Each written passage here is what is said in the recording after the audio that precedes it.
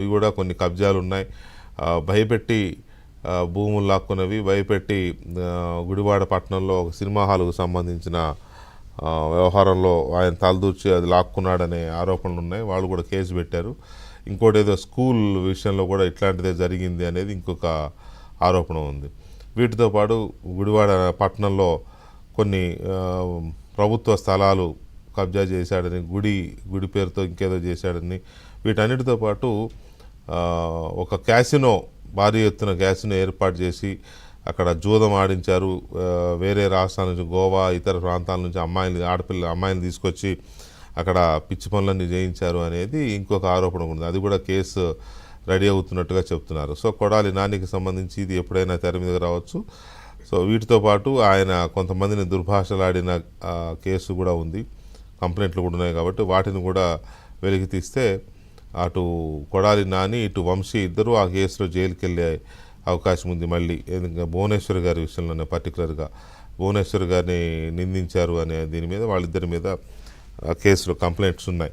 So వీరితో పాటు ఇంకా చాలామంది మీద ఇలాంటి కంప్లైంట్లన్నీ, కొంతమంది చిన్న చిన్న కేసుల్లో జైలుకి వెళ్ళారు, వస్తున్నారు, కొంతమంది బెయిల్ మీద ఉన్నారు. కానీ ఇక పెద్ద నాయకుల సంగతి, మాజీ మంత్రులుగా ఉన్నవాళ్ళు కానీ, ఎమ్మెల్యేలుగా ఉన్నవాళ్ళు కానీ, వాళ్ళందరి మీద ఒక్కొక్కరి మీద అన్నీ రెడీ అవుతున్నట్టుగా చెప్తూ ఉన్నారు.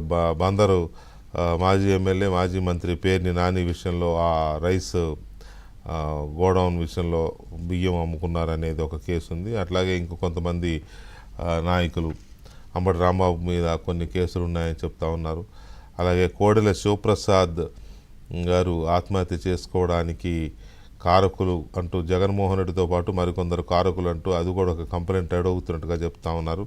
సో అది కనుక ఇదైతే అది కూడా జగన్మోహన్ రెడ్డి పైన కూడా కేసు ఫైల్ అయ్యే అవకాశం ఉంది. ఆయన వేధించడం వల్లే ఆయన ఆత్మహత్య చేసుకోవాల్సి వచ్చింది అనేది ఒక కంప్లైంట్ రెడీ అవుతోంది. సో ఇట్లాంటివి చాలా ఉన్న నేపథ్యంలో వీళ్ళందరూ క్యూ కడుతూ ఉన్న పరిస్థితి ఉంది. కాబట్టి ఇది ఇంకెక్కడి దాకా దారితీసే అవకాశం ఉంది. ఈ బెదిరింపులు వీటి కోసమే ఉంటుందా, లేకపోతే ప్రభుత్వ హయాంలో 5 ఏళ్ళు ప్రభుత్వంలో ఉన్నప్పుడు చేసిన అవినీతి అక్రమాలకు సంబంధించి ఆ కేసుల పరిస్థితి ఏంటి? అది భూముల విషయంలో కావచ్చు, చుక్కల భూముల పేరుతో పేదల భూముల్ని కైవసం చేసినప్పుడు, సపోజ్ పెద్దిరెడ్డి రామచంద్రారెడ్డి అటవీ భూముల ఆక్రమణ ఆ కేసు కావచ్చు, లేకపోతే లిక్కర్ స్కామ్ కావచ్చు, శాండ్ స్కామ్ కావచ్చు, మైనింగ్ స్కామ్ కావచ్చు, వీటన్నిటి విషయంలో ఏం చేయబోతుంది ప్రభుత్వం అనే చర్చ కూడా ఇంకొక వైపు ఉంది. సో ఇవన్నీ ఒక ఎత్తు అయితే, జగన్మోహన్ రెడ్డి మనకు బాగా గుర్తుండే, రాజశేఖర రెడ్డి ముఖ్యమంత్రిగా ఉన్నప్పుడు గౌరు వెంకటరెడ్డి అనే ఒక అప్పటి కాంగ్రెస్ నాయకుడు జైల్లో ఉంటే, రాజశేఖర రెడ్డి ముఖ్యమంత్రి అవగానే జైలుకి వెళ్ళి మరి ఆయన్ని కలిసి వచ్చి మాట్లాడించాడు. ముఖ్యమంత్రి హోదాలో వెళ్ళి కలిసి వచ్చారు. అప్పుడు బాగా చర్చ జరిగింది. ఒక నేరస్తుడిగా జైల్లో ఉన్న వ్యక్తిని పలకరించడానికి ముఖ్యమంత్రి వెళ్ళడం ఏంటి అని. కాకపోతే ఏంటంటే అప్పుడు గౌరవ్ వెంకటరెడ్డి మీద ఉన్న ఒక ఆరోపణ, ఒక ఫ్యాక్షనిస్ట్గా కొన్ని హత్య కేసులో ఒకటో 2 హత్య కేసుల్లో ఆయన మీద నేరారోపణలు ఉండడంతో అప్పుడు జైల్లో ఉన్నాడు ఆయనని వెళ్ళి పలకరించి వచ్చాడు. ఫ్యాక్షనిజం అనేది ఒక ముఠా తగాదాలు, ఫ్యాక్షన్ అనేది మనకు తెలుసు రాయలసీమ విషయంలో కొన్ని ప్రాంతాల్లోనే, మొత్తం కాకపోయినా కొన్ని కుటుంబాలే ఆ ఫ్యాక్షన్ని కంటిన్యూ చేస్తూ ఉంటే అవి కూడా ముఠా తగాదాలుగానో లేకపోతే పాలేగాళ్ళ పంచాయతీ అంటాం కదా, అట్లా ఉన్న పరిస్థితి.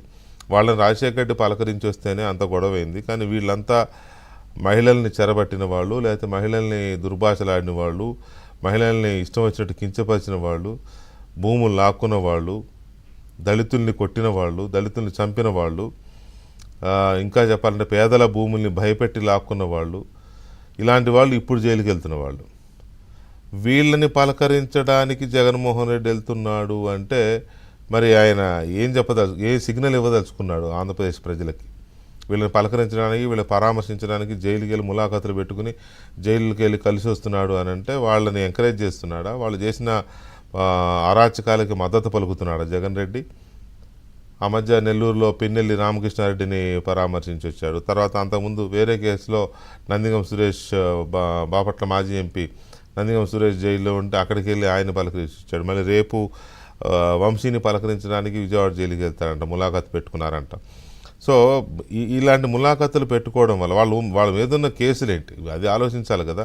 ఆ కేసులు ఎలాంటి కేసుల్లో వాళ్ళు జైలుకి వెళ్ళారు, అలాంటి కేసుల్లో వెళ్ళిన వాళ్ళని ఒక దళితుడిని కిడ్నాప్ చేసి తప్పుడు సాక్ష్యం ఇచ్చేలాగా బెదిరించాడు అనేది వంశీ మీద ఉన్న కేసు.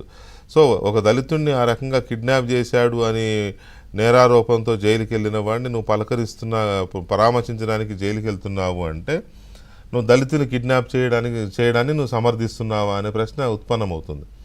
అలాగే ఆ మధ్య నువ్వు అధికారంలో ముఖ్యమంత్రిగా ఉన్నప్పుడు సుబ్రహ్మణ్యం అనే ఒక దళిత డ్రైవర్ని నేనే కొట్టి చంపానని పెద్ద పోటుగాళ్ళలాగా చెప్పిన అనంతబాబు అనే వ్యక్తిని వెంటేసుకొని తిరిగినప్పుడు అప్పుడు కూడా దళితులను చంపడాన్ని జగన్ రెడ్డి సమర్థిస్తున్నాడని అందరూ అనుకున్నారు. అందుకే ఆ ఎన్నికల్లో ఆ ఫలితాలు వచ్చినాయి. మళ్ళీ ఇప్పుడు కూడా అలాంటి వైఖరి ఎందుకు అవలంబిస్తున్నారు? మహిళల్ని కించపరిచిన వాళ్ళని, మహిళల్ని ఇష్టారాజ్యంగా మాట్లాడిన వాళ్ళని, పేదల భూములు లాక్కున్న వాళ్ళని సమర్థిస్తున్నావు, పలకరిస్తున్నావు, పరామర్శిస్తున్నావు అంటే అది ఏం సిగ్నల్ పోతుంది జనంలోకి? అలాగే ఎన్నికలప్పుడు ఈవీఎం పగలగొట్టిన పిన్నెల్లి రామకృష్ణారెడ్డి జైల్లో ఉంటే కూడా నెల్లూరులో వెళ్ళి పలకరించి పెద్ద బల ప్రదర్శన చేసే ప్రయత్నం చేశారు. అంటే ఎన్నికలంటే ప్రజాస్వామ్యాన్ని అపహాస్యం చేసేలాగా, ప్రజాస్వామ్యాన్ని భగ్నం చేసేలాగా వ్యవహరించిన వ్యక్తుల్ని నువ్వు పరామర్శించడానికి వెళ్ళావు అని అంటే నువ్వు అదే కరెక్ట్ అని నువ్వేమన్నా చెప్పదలుచుకున్నావా? ఇది ఆంధ్రప్రదేశ్ ప్రజలకి ఎలాంటి సిగ్నల్స్ ఇస్తున్నాడు జగన్మోహన్ రెడ్డి? ప్రజలు ఎలా అబ్జర్వ్ చేస్తున్నారు? ఈ అంశాలు చర్చిద్దాం ఒక చిన్న బ్రేక్ తర్వాత.